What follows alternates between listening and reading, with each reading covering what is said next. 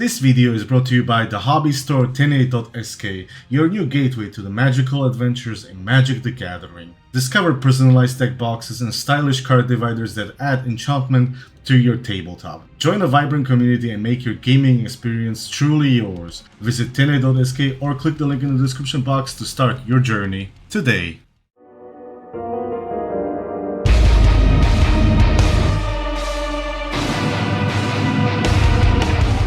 Hello everyone and welcome to Veil of Death MTG. Today we're diving into my cEDH deck, Ethereal Wrath, led by Hashaton SCARAB'S Fist. This Esper Beast turns this card into combos, smashing foes like Undead Wraith from the lands between.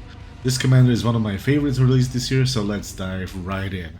Hashaton SCARAB'S Fist. For a white and a black, you get a 1/3 zombie wizard with, whenever you discard a creature card, you may pay 2 and a blue. If you do, create a tap token that's a copy of that card, except it's a 4/4 black zombie.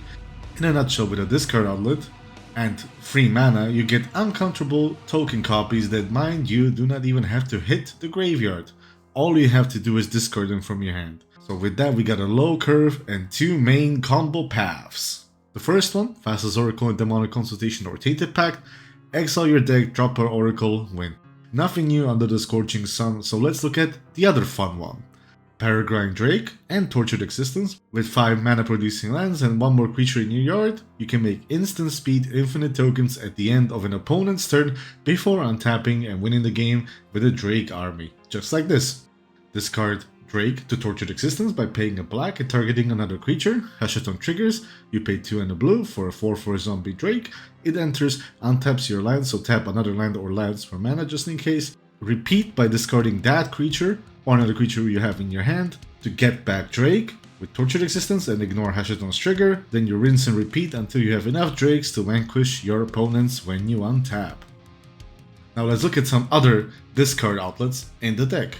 We got Putridum for 1 black, or my favorite Psychic Frog for blue and a black. Yes, I do play Modern too.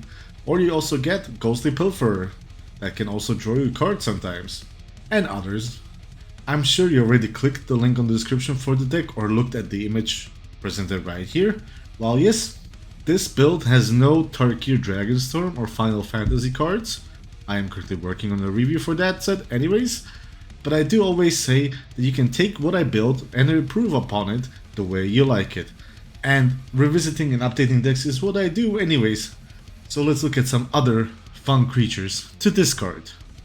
Remember, Hashaton makes creatures that you discard into 4/4 zombies, so an Esper Sentinel is a permanent fish for non-creatures.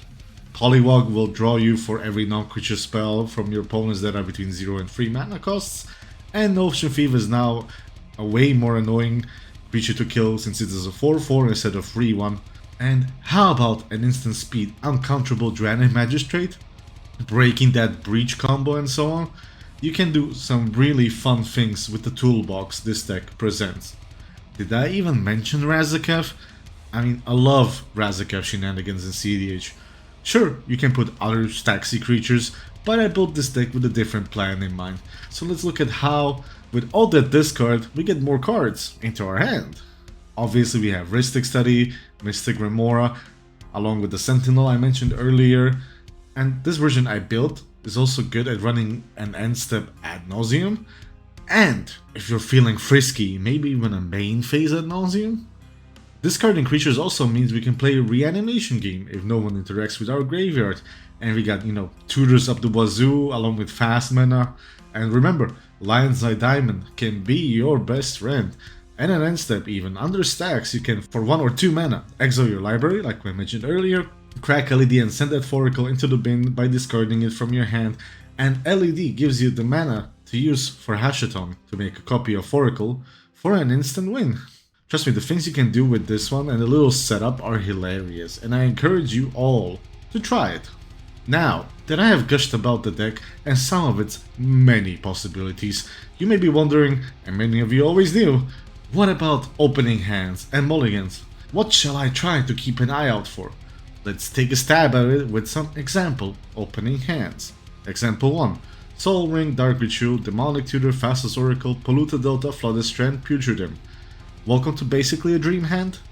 Fast mana with Soul Ring, Dark Ritual, plus Demonic Tutor and Fastest Oracle itself. Putrid Doom can be the discard outlet for Hashaton, and 2 fetches can find you the lands, and maybe your turn 1 and turn 2 draws can offer a protection for a quick turn 3 win. I would keep this one. Example 2. Ancient Tomb, Mox Opal, Ledger Shredder, Peregrine Drake, Tortured Existence, Swan Song, Island. This hand is very light on color and that hurts us. Sure, we can get a turn 2 Ledger Shredder that we can also activate by casting that Mox Opal, but it feels a little iffy to me. I would consider Mulligan this one for a better hand. Example 3. Gemstone Caverns, Lotus Petal, Mana Vault, The One Ring, Reanimate, Force of Will, Ponder. If you are going first, Cavern hurts a little, but otherwise it's a solid turn 1 One Ring that should get you a few cards over the next few turns. Since your One Ring will hurt you, you can ignore Nosing. The Reanimate you can pitch to Gemstone if you're not the first player, and remember, drawing cards is what we want to do in cEDH.